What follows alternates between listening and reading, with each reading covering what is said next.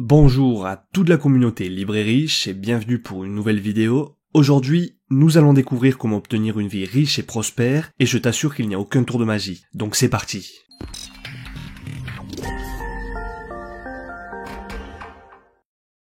Imagine que nous regroupions toutes les richesses disponibles sur Terre afin de les répartir à part égale avec chaque personne. Eh bien, crois-le si tu veux, mais il s'avère qu'en l'espace de 10 ans, la situation financière serait redevenue identique à celle d'aujourd'hui. Eh bien, en effet, d'après des études menées par le magazine Forbes et le Huffington Post, dans le milieu sportif, 60% des joueurs de la NBA finissent ruinés au bout de 5 ans, une fois à la retraite, et 80% des footballeurs américains, dans la même situation, finissent quant à eux ruinés au bout de 2 ans. Situation plus que surprenante quand on sait que les joueurs de la NBA sont les athlètes les mieux payés au monde et que leur salaire moyen s'élève à 7 millions de dollars et 3 millions de dollars par an pour les joueurs de football américain. Mais aussi, un autre exemple concerne les gagnants du loto. En effet, il est démontré qu'ils dilapideraient tous leurs gains pour la majorité d'entre eux en quelques années et termineraient même ruinés, voire dans une situation parfois même pire qu'avant d'avoir gagné. Nous en reparlerons d'ailleurs dans une prochaine vidéo. Mais alors, quelle est la différence entre une personne riche et prospère et une personne misérable et endettée? Certains diront que l'origine est la famille, puisque si l'on est dans une famille aisée, la vie sera plus facilitée. D'autres diront que c'est grâce au facteur chance. Mais en réalité, la solution réside dans la manière de penser et d'agir. Aussi, nous allons analyser les différences comportementales qui existent entre une personne qui possède une bonne éducation financière et une autre n'en ayant peu voire pas du tout. Tu verras que les croyances populaires énoncées précédemment sont erronées. La première différence entre les deux catégories de personnes, c'est que les riches sont acteurs de leur vie, alors que les pauvres pensent que leur destin est déjà tracé à cause de leur hérédité, ce qui laisserait supposer que les gens sont regroupés en castes sociales bien distinctes et immuables. Attention, et ce n'est pas péjoratif, j'entends par pauvre un être vivant dans la précarité financière ou sans éducation financière, contrairement aux riches détenant cette connaissance et la mettant en pratique. Il est évident que ce terme n'est pas dévalorisant et que cette vidéo est inspirée du livre best-seller Les secrets d'un esprit millionnaire de Harv Eker. Cela reviendrait à affirmer qu'il n'est pas nécessaire de se battre puisque de toute façon c'est perdu d'avance. Autant dire que ces pensées sont extrêmement limitantes, d'autant plus lorsque l'on sait que la majorité des 100 personnes les plus riches sur la liste Forbes n'y étaient pas présentes il y a 20 ans. En réalité, toutes les personnes qui ont réussi dans leur vie sont celles qui se sont donné les moyens. Elles n'ont pas été passives, mais combatives, et ce, quels que soient les obstacles rencontrés. En fait, tu es seul décisionnaire de ta vie, et il t'appartient de te fixer des objectifs, car les seules limites qui existent sont celles que tu t'imposes. Une autre différence entre les deux classes réside dans la façon de penser. Alors que les riches jouent entre guillemets pour gagner, les pauvres quant à eux jouent pour ne pas perdre. Avoir un état d'esprit pauvre insinue non seulement de choisir des produits financiers dont les risques encourus sont très peu risqués, voire pas du tout, comme par exemple un compte d'épargne, mais aussi de se désintéresser du fonctionnement des marchés financiers comme la bourse, les obligations, l'immobilier ou tout autre type d'actifs, puisque de toute façon ce monde n'est réservé qu'à une poignée de privilégiés. Ainsi, et conformément à cette mentalité, entreprendre une affaire est synonyme de risque et potentiellement d'échec. Aussi, très souvent ces personnes ont un emploi dans lequel elles ne s'épanouissent pas, mais gardent l'illusion d'un confort chimérique. Une autre caractéristique, c'est que les riches œuvrent pour rester riches et prospérer, alors que les pauvres aimeraient l'être mais ne font rien pour le devenir. Ces derniers rêvent d'avoir une maison luxueuse, une voiture de prestige ou encore un yacht et aimeraient tellement pouvoir les obtenir, pensant que la seule possibilité serait de gagner au loto. Le problème est que cette option relève du hasard et que ce gain d'argent providentiel reste exceptionnel. Aussi, pour commencer à changer d'habitude, certains disent que le premier million se gagne en changeant sa manière de penser. Souviens-toi qu'il n'y a pas de rêve trop grand. Tout le monde a le droit d'avoir une belle voiture, une grande maison, des objets de luxe ou voyager à travers le monde, et surtout et avant tout, tout le monde a le droit d'avoir les connaissances nécessaires pour obtenir ce qu'il désire. Encore faut-il s'en donner les moyens et faire en sorte que cela arrive.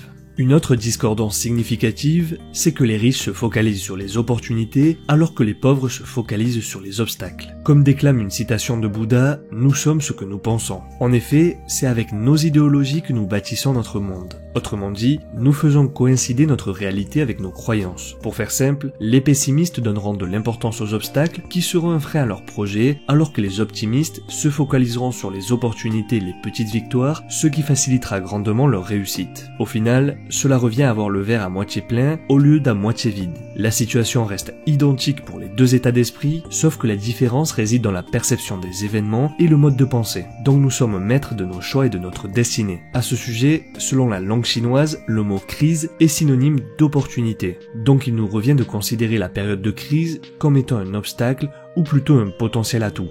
Une autre dissemblance importante découle du fait que les personnes riches apprécient leurs alter ego et s'inspirent même de leur succès, alors que les pauvres les jalousent. Combien de personnes sont envieuses en voyant un individu conduisant une voiture de luxe? Elles iront jusqu'à insinuer que c'est une voiture volée ou que c'est très certainement une personne malhonnête, etc. Et bien non seulement cette attitude est négative, mais elle entraîne une frustration et défaitisme. Le comportement approprié serait de se montrer curieux et de chercher à savoir ce qui l'a conduit à une telle réussite sociale. Aussi, à ce sujet, je te recommande vivement de lire les biographies de personnes comme Steve Jobs, Arnold Schwarzenegger, Elon Musk, Mark Zuckerberg, Jeff Bezos ou encore Bill Gates. Elles sont inspirantes et ont toutes comme point commun leur persévérance, détermination et abnégation pour atteindre le résultat escompté et dont nous connaissons tous leur succès aujourd'hui.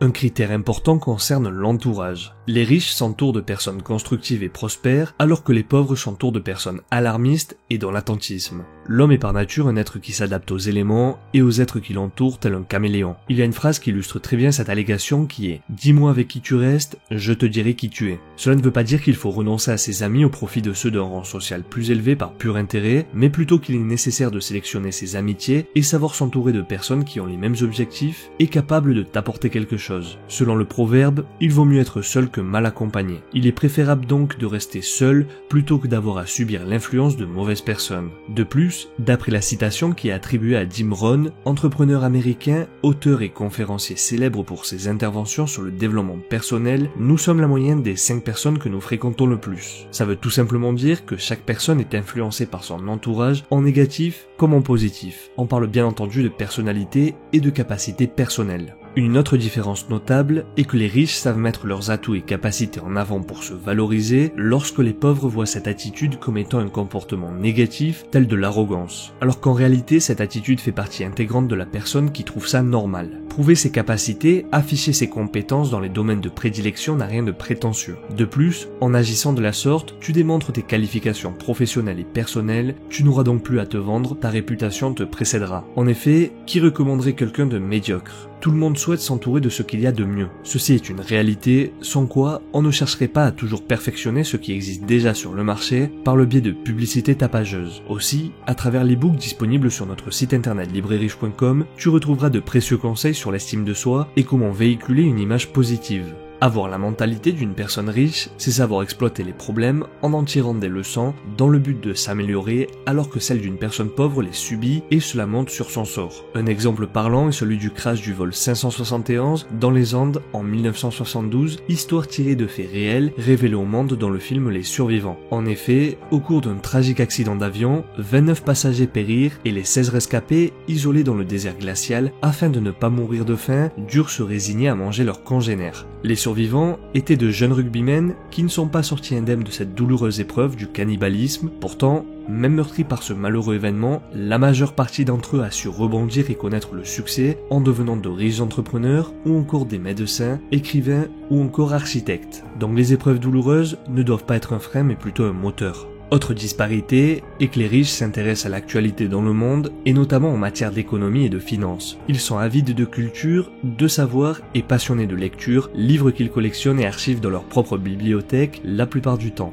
Alors que les pauvres, eux, préfèrent regarder des séries télévisées ou des programmes de divertissement et feuilleter de la presse people. Les uns s'informent et apprennent toujours plus, tandis que les autres se divertissent sans l'envie de faire l'effort d'apprendre. Souviens-toi que tout ce qui ne te rapproche pas de tes rêves t'en éloigne. Si ton souhait est de réussir, alors ne gaspille plus ton énergie à des futilités. Lis, écoute, instruis-toi, apprends, ne cesse jamais de progresser et donne-t'en les moyens. Un autre point important est que les riches sont rémunérés en fonction de leurs résultats, alors que les pauvres le sont en fonction de leur temps de travailler. Sachant que le plus grand actif est le temps, qu'il est compté, et que s'il n'est pas rentabilisé, il est perdu, tandis que l'argent, lui, n'est pas soumis à cette limite, donc si ta seule façon d'en gagner est le nombre d'heures travaillées, alors tu seras constamment limité puisqu'une journée représente 24 heures, dont au moins 9 de travail. En revanche, si ta rémunération provient de ta rentabilité, de tes résultats, alors tu pourras les accroître sans avoir à tenir compte du temps limité. C'est notamment l'exemple du milliardaire Elon Musk qui disait « Si le reste des personnes ne travaillent que 40 heures par semaine, alors que toi 100, alors il est possible qu'en faisant exactement pareil qu'eux,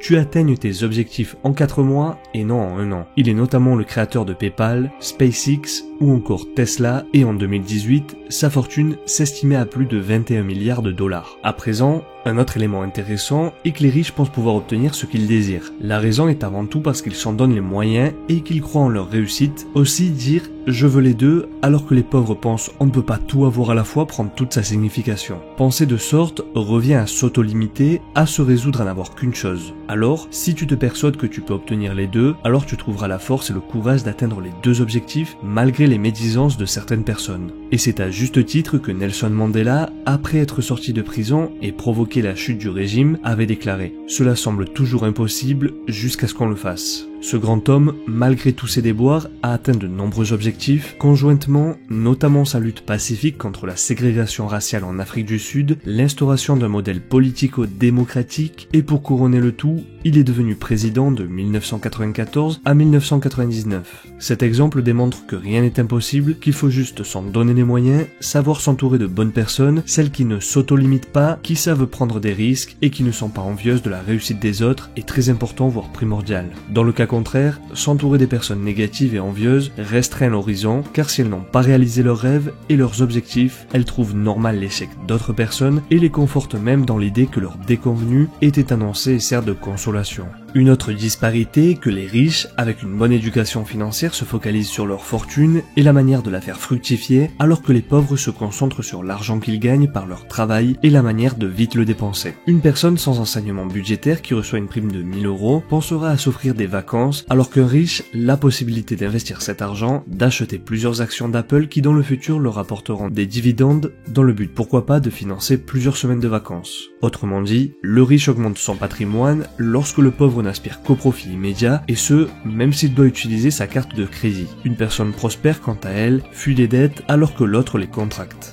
Un contraste qu'il existe entre ces deux catégories d'individus est que les riches font travailler leur argent en vue de le faire fructifier, alors que les pauvres travaillent pour de l'argent en vue de le dépenser. En effet, en travaillant 8 heures par jour, elles perçoivent un salaire linéaire et la seule façon de l'élever ne pourra s'obtenir qu'au travers d'une augmentation salariale. Par contre, si tu œuvres à étudier un investissement lucratif, alors il te rapportera des bénéfices pendant longtemps. En somme, tu dois focaliser ton énergie de manière à ce que l'argent abonde sans avoir à exercer un travail harassant. Dans le même principe, prenons pour autre exemple un musicien jouant dans un orchestre tenu par des contraintes patronales et horaires percevra un salaire linéaire alors que s'il décide de vivre de sa passion et d'enregistrer en studio ses compositions musicales, une fois dans le commerce, vont lui rapporter beaucoup d'argent grâce aux ventes et aux droits d'auteur. Une autre manière de penser est que les riches agissent malgré la peur car elle les aide à se dépasser alors que les pauvres se laissent paralyser par elle. En effet, si tu as peur d'échouer, tous les prétextes seront bons à penser que ce n'est jamais le bon moment et les phrases du style « je ne monterai pas mon business aujourd'hui car je dois finir mes études »,« ce n'est pas le bon moment de commencer un régime alimentaire car les fêtes approchent » ou encore « il n'est pas judicieux d'entreprendre car nous sommes en période de crise ». En fait, ces séries d'excuses sont les témoins d'autant de peurs non dévoilées mais pourtant limitantes. Change ta façon de penser et visualise la situation de manière positive.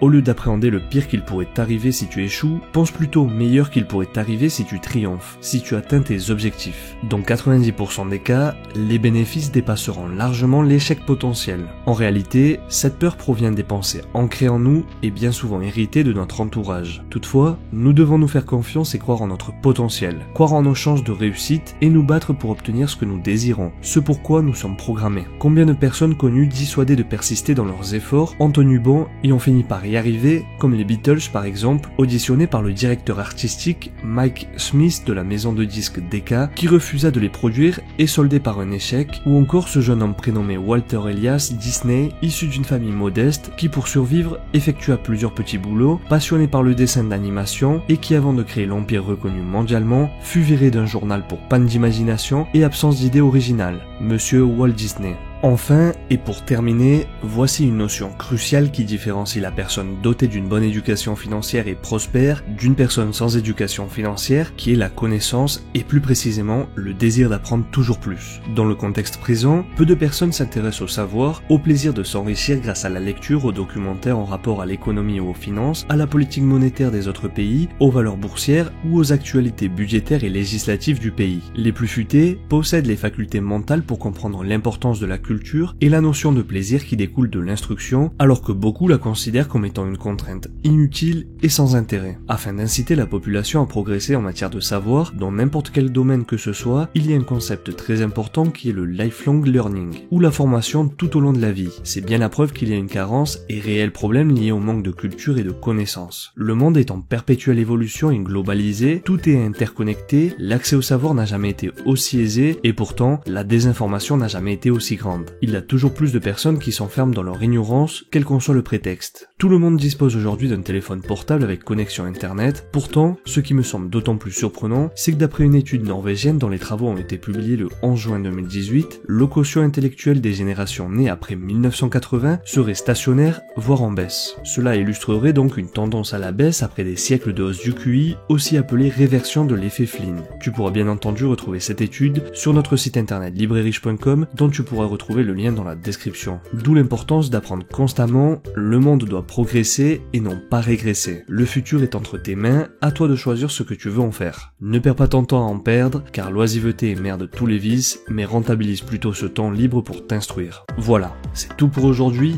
Si tu veux avoir plus d'informations sur les secrets d'un esprit millionnaire, ainsi que du fabuleux livre écrit par Harv Eker, je t'invite à visiter notre site internet librairiche.com dont le lien se trouve dans la description. N'oublie pas de t'abonner à la chaîne et surtout très important, active la cloche afin d'être le premier informé lorsque de nouvelles vidéos sont publiées. N'hésite pas à donner un j'aime, tu peux aussi me faire part de tes commentaires. On reste en contact sur Facebook et Instagram et rappelle-toi que la différence entre ce que tu es et ce que tu veux être réside dans ce que tu fais. Deviens libre et riche.